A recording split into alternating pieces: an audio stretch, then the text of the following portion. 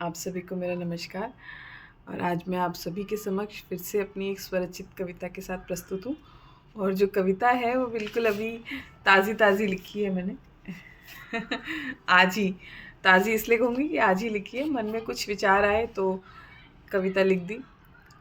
हो सकता है उसमें बहुत सारी त्रुटियाँ भी हों, पर देखिए कविता है क्या, अपने विचारों को कहने का एक माध्यम है। तो आज का जो मेरी कविता का सार है, जो विचार मन में उत्पन्न हुआ, वो था विज्ञान। कि विज्ञान आखिर है क्या। हम सबको पता है, मुझे बताने की ज़रूरत नहीं है, विज्ञान तो हमारे आसपास बिखरा हुआ है ना। विज्ञान का अर्थ ही है एक विशेष ज्ञान। ये जो आसपास हमारे चारों तरफ घटनाएं हो रही हैं, इनको अगर हम क्रमबद्ध तरीके से रखें, एक क्रम में रखें और उनका अवलोकन करें, एनालिसिस करें, तो हम क्या पाएंगे, क्या हमें परिणाम मिलेगा, है ना। उसको परख के, समझ कर और उसको सत्यापित करने के बाद विज्ञान कहता है जी हाँ, ये अब सत्यापित है और यही विज्ञान है। तो विज्ञान को अगर हम ना भी पढ़ें तो हम उससे अछूते नहीं हैं। विज्ञान तो हमारे आसपास बिखरा ही हुआ है। पर आजकल की नौजवान पीढ़ी को, जो कि पढ़ाई के प्रति जिनकी रुचि ही कम होती जा रही है ना, मैं नित रोज़ एक चुनौती के साथ कक्षा में रोज़ खड़ी होती हूँ। एक नई नई चुनौतियाँ हमारे सामने आती हैं, खास करके उन बच्चों के लिए जो टीनेज में प्रवेश कर गए हैं। खास करके 9th-10th की अगर मैं बात करूँ, छोटे बच्चे तो चंचल होते हैं, है ना, निश्चल होते हैं। उनको आप प्यार दीजिए, वो आपके प्यार को इतने अच्छे से एक्सेप्ट करते हैं और आपको दुगना करके वापस करते हैं। पर जब बच्चे बड़े हो जाते हैं, टीनेज में होते हैं, तो उनको समझना अपने आप में एक चुनौती बन जाता है, बहुत बड़ी चुनौती है। और ये मैं सिर्फ बोलने के लिए नहीं बोल रही हूँ, कि क्योंकि एक क्लास टीचर हूँ, कक्षा अध्यापिका हूँ, तो मैं ये चुनौती रोज़ फेस कर रही हूँ। है क्या चुनौती? देखिए, जो हमारे पास अब आजकल की जो पीढ़ी आ रही है ना, वो पहले से ही ज्ञान के भंडार के साथ आ रही है। उनके पास अपार ज्ञान है, ऐसा वो समझते हैं, ऐसा उन्हें लगता है। हाँ, है भी, कुछ हद तक है भी। पर जब उन्हें करेक्ट करने लगते हैं तो वो बड़े असहज हो जाते हैं, थोड़े से रिबेलियस हो जाते हैं, विद्रोही नेचर उनके अंदर उत्पन्न हो जाता है कि अरे, मैम ने ये कैसे बोल दिया, नहीं ये करेक्ट नहीं है, मैं सही हूँ, बाकी सब गलत है। टीनेज की प्रॉब्लम होती है, वो सब में होती है। पर आजकल के बच्चे चुप रहना पसंद नहीं करते। वो तुरंत, उनके पास जवाब होता है और तुरंत आपको जवाब दे देते हैं। वो इस चीज़ की तुलना भी नहीं करते, एनालाइज भी नहीं करते कि सामने मेरे कौन है, मेरे पेरेंट्स हैं, मेरी टीचर हैं या प्रिंसिपल हैं।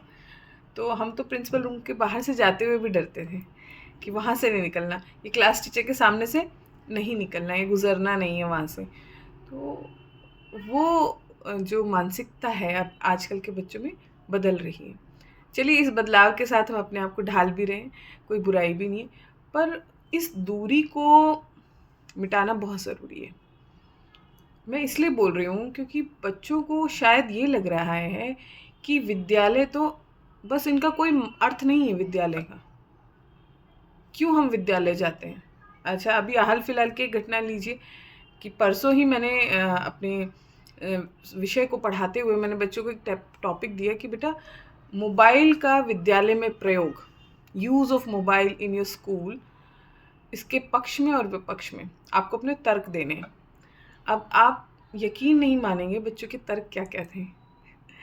पहला तर्क जो उन्होंने दिया कि होमवर्क नहीं करना पड़ेगा, क्लास वर्क नहीं करना पड़ेगा। मैंने कहा कैसे?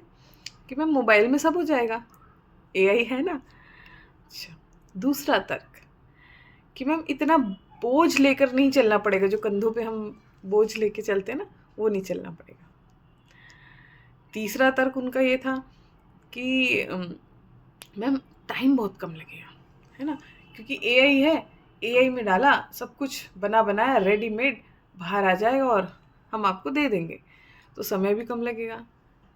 तो बच्चों के तर्क इस तरह के मेरे पास आए, तो उन्होंने कहा मैम अब इसके विरोध में वितर्क क्या दिया जाए। अब जो वितर्क देने वाले बच्चे थे वो बड़े असमंजस में पड़ गए, क्योंकि वो भी तो उन्हीं के साथ ही हैं। तो मैंने कहा कि बेटा, ठीक है, आपने कहा बस्ते का बोझ कम हो जाएगा, पर पेरेंट्स पर बोझ तो बहुत बढ़ जाएगा, उनका बजट बढ़ जाएगा। अगर आप 2 या 3 भाई बहन हैं तो हर एक के हाथ में मोबाइल देना पड़ेगा, वो भी स्मार्ट, है ना। छोटे से एंड्रॉयड फ़ोन देना पड़ेगा, छोटे मोटे फ़ोन से काम नहीं चलेगा। और जहाँ तक बात रही एआई की, तो आप ये सोच लीजिए कि आपको एआई की इतनी आदत हो जाएगी कि आप, मुझे लगता है कि शायद एक अक्षर को और गिनती को भी पहचानने के लिए एआई का इस्तेमाल करेंगे। अक्षर ज्ञान, है ना, संख्याओं का ज्ञान, उसके लिए भी गिनती का इस्तेमाल करेंगे। तो इस तरह से हमारे बीच में तर्क वितर्क होते रहे। तो कहने का मतलब, अभिप्राय ये है कि विज्ञान क्या इस दूरी को पाट सकता है, जो नौजवान पीढ़ी और हमारे शिक्षकों के बीच की दूरी है? बिल्कुल पाट सकता है। क्योंकि अगर विज्ञान उन्हें इस तरह से दिया जाए कि उन्हें लगे कि नहीं, विज्ञान को पढ़ना नहीं पड़ता, विज्ञान को बस समझना है, हमारे आसपास ही है, तो बड़े आसानी से वो समझ जाते हैं। पर देखिए, इसमें समय लगेगा। ये अब जब बिगड़ने में समय लगा तो बनने में समय लगेगा, इसमें कोई दो राय नहीं है। तो अपनी वाणी को यहीं विराम देती हूँ और अपनी कविता को शुरू करती हूँ। कविता की पंक्तियाँ कुछ इस प्रकार हैं। विज्ञान मर्यादित है, नैतिकता के साथ संपादित है, अपने मूल्यों आदर्शों पर टिका हर कदम सत्यापित है। परमाणु सभी तत्व में है, धरा हवा हरित में है। ये कैसा नियम है जो अदृश्य सा है, पर महसूस करें तो हर एक में है। परमाणु छोटा सा, लगभग 100 पिकोमीटर जितना, उससे भी छोटा नाभिक 1 फर्मी जितना। उससे भी छोटा क्या कुछ और है जो छुपा हुआ अनभिज्ञ है? सोचे तो विज्ञान में नैतिकता भी टूटी है। नए अविश्वसनीय खेल रचाने को उस रचयिता ने जब जब ठानी है। क्या विज्ञान की यही कहानी है? प्रकाश को जमा देना तो अलग ही कहानी है। क्या समय यात्रा संभव है?